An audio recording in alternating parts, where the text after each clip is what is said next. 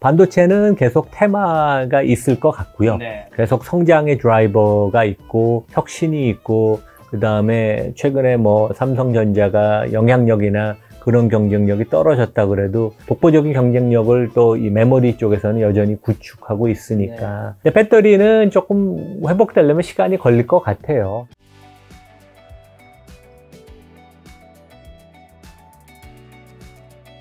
근데 미국에서는 성장주들은 꾸준히 들고 가야 한다고 말씀해 주셨는데 그게 미국 테크주들을 말씀하시는 걸까요? 그중에서도 뭐 어떤 뭐 워낙 글로벌 회사들이니까요. 그러니까 저는 뭐 빅테크 다 좋고요. 개별 종목이 어려우면 뭐 나스닥 QQQ나 그렇죠. 시장 전체를 들고 가도 되고 그 다음에 요즘은 그 반도체 4개를 엔비디아, 삼성전자, TSMC, ASML 이런 거를 포함한 ETF도 있고 ETF를 플레이해도 되고 저는 굳이 종목을 꼽으려면 그 구글의 주주사인 알파벳을 좋아해요. 왜냐하면 7개의 빅테크 중에서 밸류에이션이 제일 낮아요. 근데 조금 영어로는 슬리피한다는 표현을 써요. 여기가 이제 세계 최고의 인력이 있고 자부심이 있고 그래서 절박함이 좀 없어서 조금 좀 느릿느릿하고 빨리빨리 안 움직여서 어떻게 보면 대학원 박사과정 학생들 같이 회사원들이 다니는데 거기 구글 엔지니어들이 근데 워낙 밸류에이션이 이 7개 회사 중에서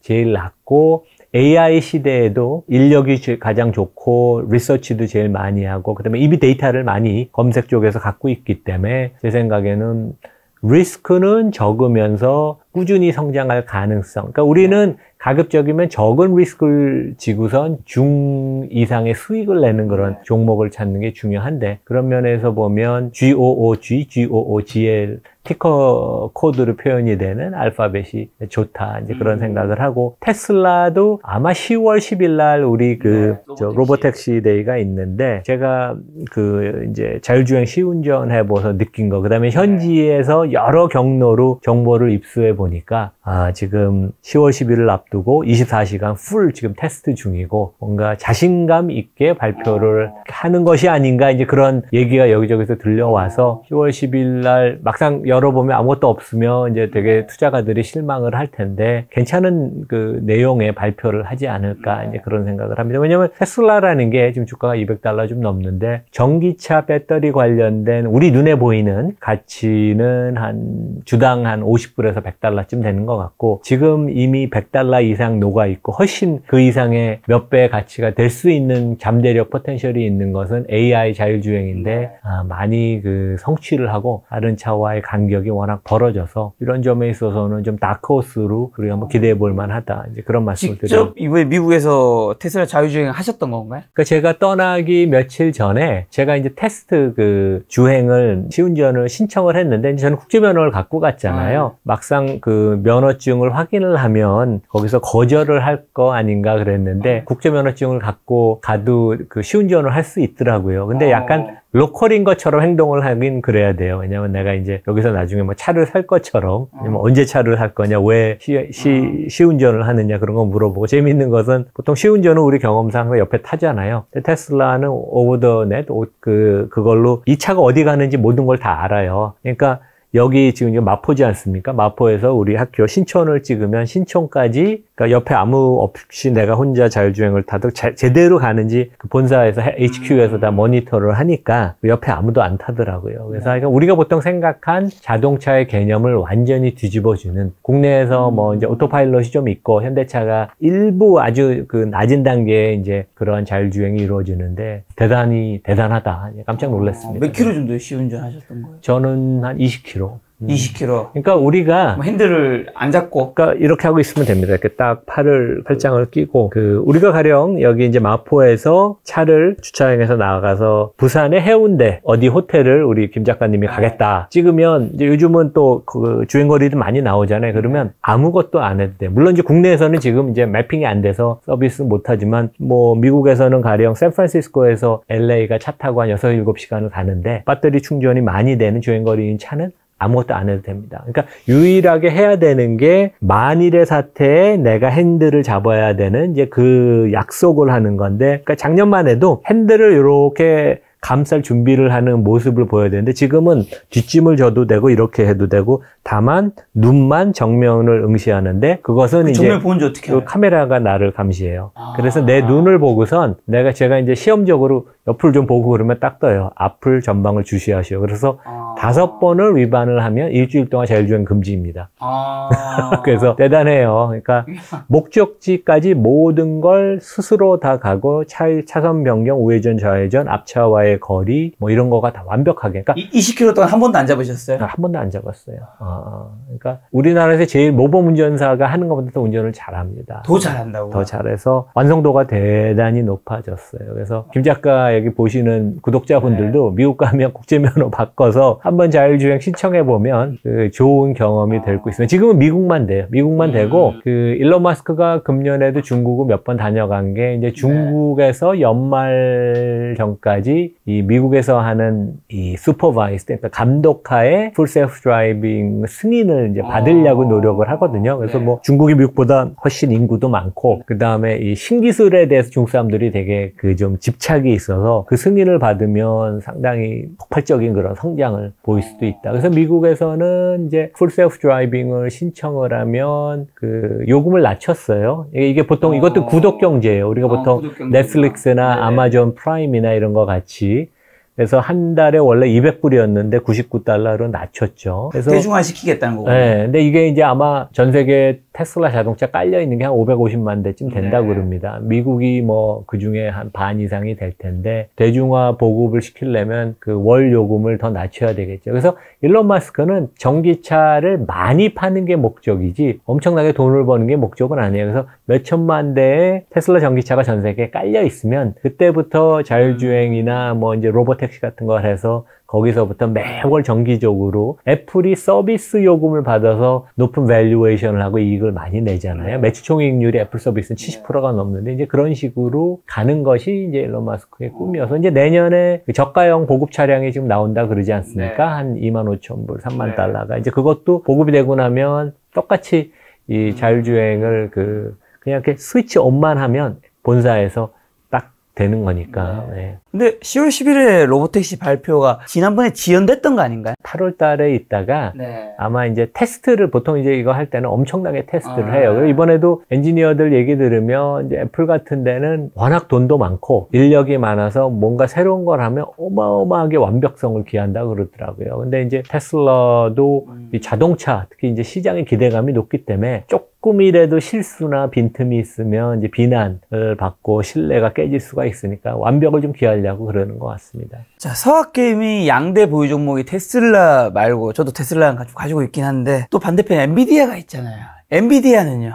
이제 어떻게 될까요, 앞으로? 엔비디아도 뭐 독보적인 이익을 당분간은 계속 갖고 가고, 이번에 이제 2분기 실적이 발표가 됐는데 저는 개인적으로 되게 좋았다고 생각을 합니다. 그러니까 너무 지금 기대감이 잘하는 회사들은 시장에 어떻게 보면 과도한 기대감을 갖고, 시장의 평균 기대감보다는 실적이 잘 나왔고, 아주 높은 기대감보다는 조금 저조했는데, 오버롤 실적은 매출액이 122% 증가하고, 매출 총이익률이 75% 나와서 뭐 어떻게 보면 나무랄 데 없는 실적이었거든요. 그래서 당분간은 승승장구를 하고, 이제 다음 세대 그 칩인 블랙베리라고 하죠. 이제 그것과 관련돼서 조금 지연이 돼서 논란이 있는데, 지금 TSMC에 이제 하청을 줘서 거기서 지금 계속 시생산을 하고 그러는데, 워낙 이 난이도가 많이 요구가 되는 제조 공정이어서 조금의 시행착오고, 이번에도 젠슨 황이 수율이 조금 떨어져서 우리가 딜레이를 지연을 하는 거지 근본적인 문제는 없다. 4분기부터 분기 기준으로 수조 원의 매출액이 잡힐 거니까. 그래서 저는 뭐 밸류에이션이 좀 높은 건 맞지만, 이 정도의 독보적인 경쟁력을 갖춘 회사는 뭐 그 정도 밸류에이션을 받을 수 있고, 실제 밸류에이션이 그렇게 높지만 성장을 20-30%씩 계속 하면 내년이 되면 밸류에이션이 더 낮아집니다. 주가가 뭐 횡보를 하면. 그래서 밸류에이션은 항상 고성장하는 회사는 높을 수가 있으니까 그게 그렇게 핸디캡은 아니라고 생각을 합니다. 근데 그 CEO인 젠슨 황이 본인의 주식을 좀 일부 처분했잖아요. 그래서 뭐 어떤 분들은 아니 가장 잘하는 CEO 젠슨 황이 처분했는데 이건 대표적인 사실 고점 신호로 봐야 된다. 아니 본인이 생각했을 때 이게 고점이 아니라면 사실 왜 파냐? 지배주주가 창업자가 주식을 파는 거에 대해서 우리는 좀 과도하게 예민해요. 그러니까 우리는 지배주주가 가령 스톡 옵션을 받는 게 우리는 법적으로 금지가 돼 있습니다. 그리고 지배주주가 주식을 팔면 마치 이 사람이 털고 나가는구나. 그렇죠. 그렇게 생각하는데 미국은 그렇게 생각 안 해요. 왜냐하면 실제 저커버그도 계속 주식을 팔아서 그 재단에 기부를 해서 그 비영리 활동하는 자기 뭐 병원 같은 데 돈을 계속 기부를 하고, 그 다음에 뭐 아마존의 창업자인 제프 베조스도 일상 경영에 관여는 안 하죠. 주식을 계속 팔아서 뭐 몇천억짜리 요트도 사고 집도 사고 그러거든요. 그래서 물론 주식을 팔았다는 것이 이렇게 호재는 아니겠죠. 이제 그분이 보기에 단기간 주가가 조금 쉬었다 간다. 그리고 어떻게 보면 그때 뭐 주가가 그 이후로 한 20% 빠졌죠. 다시 이제 전고점을 회복하는 단계지만, 하지만 미국은 그 지배주주가 워낙 주식을 보통 한번 들고 있으면 그 정도 레벨에서는 50조, 100조, 200조 수준의 주식을 들고 있잖아요. 그래서 약간 팔아서 보통은 기부를 합니다. 기부를 하거나 아니면 내가 큰 집을, 몇천억짜리 집을 할 때 이제 거기다 현금으로 사거나 이제 그런 일들이 비일비재해서 약간의 주목은 받지만 이제 이 회사 꺾였다. 네. 그래서 이제 그런 식의 우리가 그 해석을 할 필요는 없다. 이제 그런 말씀을 드리겠습니다. 근데 또 다른 측면에서는 투자구로인 워렌 버핏이 세계 시총 1위 애플 주식 팔았잖아요.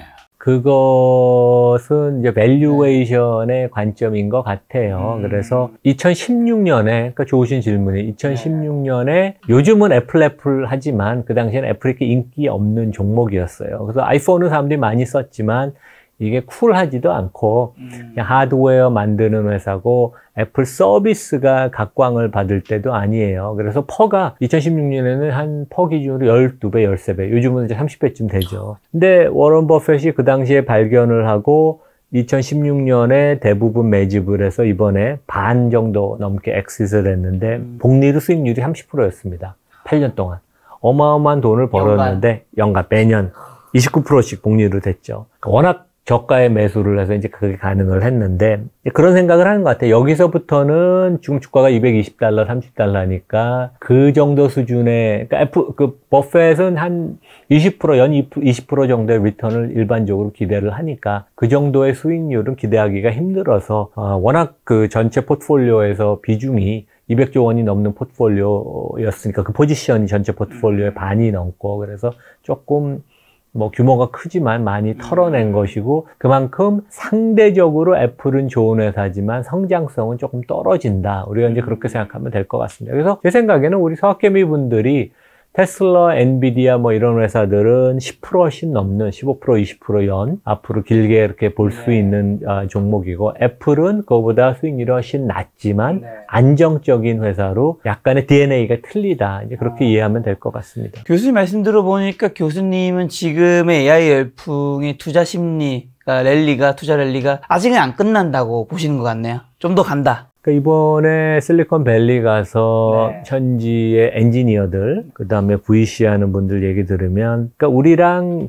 비슷해요. 물론 뭐 저희보다는 더 많이 알죠. 근데 이제 진짜 AI가 개념적으로 인터넷 그 보급 같이 어마어마한 이벤트라고 생각을 하지만 이게 얼마나 갈지, 그 다음에 얼만큼 생산성을 만들지는 정확하게는 몰라요. 하지만 이게 약간 경마대회 같이 모두 다 지금 뛰어가니까 나 혼자 멈출 수가 없으니까 서로 배팅을 하는 건데, 기본적으로는 큰 그 생산성의 개선, 그 다음에 뭐 경제 성장도 이끌고, 이제 그 다음에 개별 기업들도 이것으로 인해서 그 생산성이 올라가는, 적은 인원을 갖고 좋은 결과를 만들 수 있는, 이제 실제 그래서 현지에서 엔지니어들이나 AI 하는 사람들 보면 확실히 도움 많이 된다. 이제 그런 얘기를 합니다. 근데 이제 그걸 아직 숫자로 구체화시키기에는 너무 AI의 지금 이제 혁명이 너무 초기 단계니까 우리가 뭐 계속 눈여겨보고 합리적인 의심을 하는 건 맞지만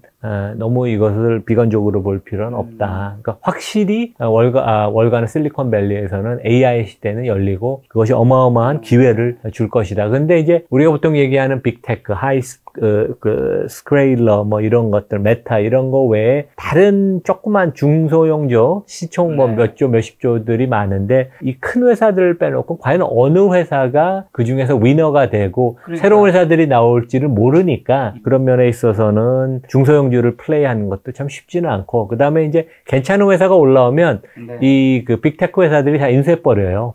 그러니까 결국 그게 이제 그 독점법에 의해서 이제 미국 정부가 뭐 메타나 구글 이런데 이제 제동을 지금 걸긴 하는데 여전히 여러 가지 법망을 교묘하게 잘 피해가서 이런 AI의 그 성장의 그 창출의 그 수혜도 빅테크들이 많이 입는다. 그래서 과거에 그 인터넷 시대나 이런 데랑은 좀 틀린 것 같습니다. 훨씬 성숙된 그러한 경영 노하우를 이런 빅테크들이 지금 보이고 있습니다. 엔비디아가 이제 꽃갱이를 파는 거, 그 꽃갱이를 사간 빅테크 몇 개 기업들이 있는 거잖아요. 가장 많이 사간 뭐 구글도 있을 거고 메타도 있고 할 텐데 실리콘밸리에서는 누가 지금 AI에서 그 칩을 사가지고 실제로 돈을 벌 가능성이 높다고 점치는, 예를 들면 뭐 올림픽도 누가 나가서 금메달 딸지 모르지만 이 선수들 중에서 금메달 나올 것 같다 뭐 이런 정도는 나오잖아요. 그러니까 이제 AI가 되면 전 세계를 아우르는 이 회사들이 한 서너 개쯤 될 거라고 생각하고 그 밑단에 산업별로 국가별로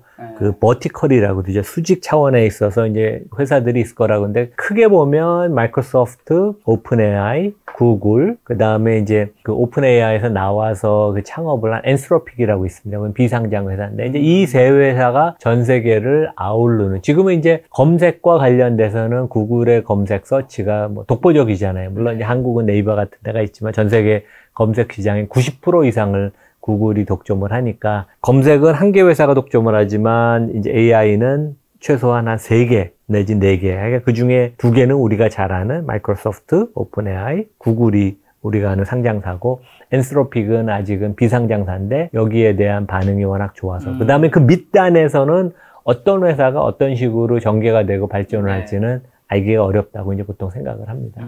그리고 국민연금의 미 주식 투자 비중을 가장 많이 늘린 주식 1위가 엔비디아였고 그 외에 알파벳, 마이크로소프트 등의 지분 증가 상위 5위권에 있던데 국민연금은 여전히 AI 주도주로 포트폴리오를 구성하고 있는데 이런 건 그러면 교수님 좋게 보시겠네요? 외국의 국부펀드들 같은 데는 되게 그 외국 전문가 같은 사람들 고임을 주고 많이 스카우트를 하는데 우리 국민연금은 우리 토종의 전문가들 갖고 상당히 잘 꾸려옵니다. 그런 면에 있어서 이제 아웃소싱도 잘 주고 최근에 보면 이런 빅테크 중심으로 포트폴리오를 계속 갖고 가는 게 이번에도 뭐 상반기 실적이 되게 좋았다고 얼마 전에 나왔죠. 그래서 그런 면에 있어서는 잘 하고 있다고 보입니다. 예. 그리고 한국투자공사는 고점 논란에 시달리는 M7을 추가 매수하기보다 AI 산업 인프라에서 투자 기회를 찾고 있는데 올해 상반기에 M7 주식 일부를 정리한 대신 AI 인프라 기업을 대거 담았는데 풍력 발전 사업이 매출 1위인 지보노바를 33만 주 신규 투자했고 지능형 전력망 필수 장비 업체인 일튼 주식도 17만 주 넘게 사들였고 이 밖에도 서학개미들이 선호하는 반도체 관련주인 퀄컴과 어플라이드 머티리얼즈 지분도 늘렸다고 하는데 조금은 방향이 다른 것 같은데 어떻게 보시나요? KIC는 국내 투자는 안 하고 해외 투자만 전문적으로 해서 조금 더 국민연금보다는 해외 투자에 특화된, 그다음에 나름대로 자부심도 있고 이제 투자 경험도 많아서 조금 더 종목을 세게 이제 베팅을 하고, 근데 거기도 이제 아웃소싱을 줘서 이러한 종목들이 본인이 직접 고른 건지 아니면 아웃소싱을 준 외국 자산운용사가 샀는지 알 수는 없지만 뭐 제 생각에는 반도체 관련주를 계속 플레이를 하는 건 좋은데 우리가 개별 종목을 고르는 것보다는 어떻게 보면 ETF를, 왜냐하면 이제 계속 기술의 변화가 있기 때문에 퀄컴 같은 데도 좋은 회사고 특히 이제 스마트폰 시대에는 대단히 발전한 회사인데 과연 여기가 AI 시대에 얼마만큼 진화를 할지, 오히려 뭐 이런 것보다는 제 생각에는 엔비디아나 AMD 같은 종목들이 더 좋은 기회가 아닌가. 아니면 뭐 ASML, 그 네덜란드의 반도체 장비 회사. 그래서 종목을 우리가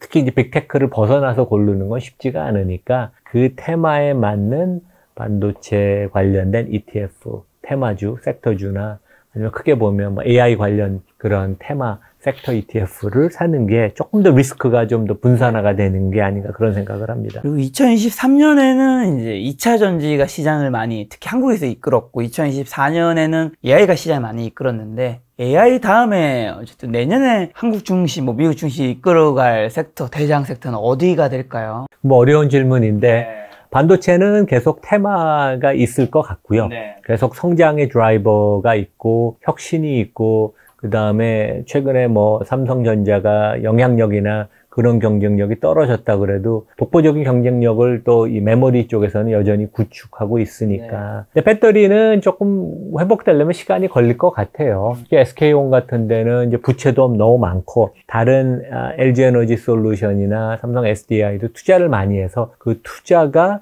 나의 수익으로 연결이 되려면 회사 입장에서 보면 ROE나 ROIC라고 그러죠. 그래서 자기 자본 수익률 같은 경우가 제대로 나오려면 좀 시간이 필요하기 때문에 배터리는 이제 최근에 외국인들이 좀 주식을 사고 그래서 이제 반짝하는데 회복하는 모습은 좀 일시적인 것이 아닌가 이제 그렇게 생각을 합니다. 그리고 자동차 회사들이 전기차 업체들이 계속 어렵고 계속 그 높은 배터리 가격을 핑계를 대고 거기에 이제 전기차 가격을 충분히 낮추고 싶은 만큼 못 낮춘다 그러니까 이 전기차 업체들이 배터리 업체에 대해서 가격이나 압력이 계속 있을 것 같아요. 그래서 시장이 기대하는, 시장이 원하는 충분한 이익을 당분간은 내기가 좀 어렵지 않나 이제 그런 생각을 해봅니다.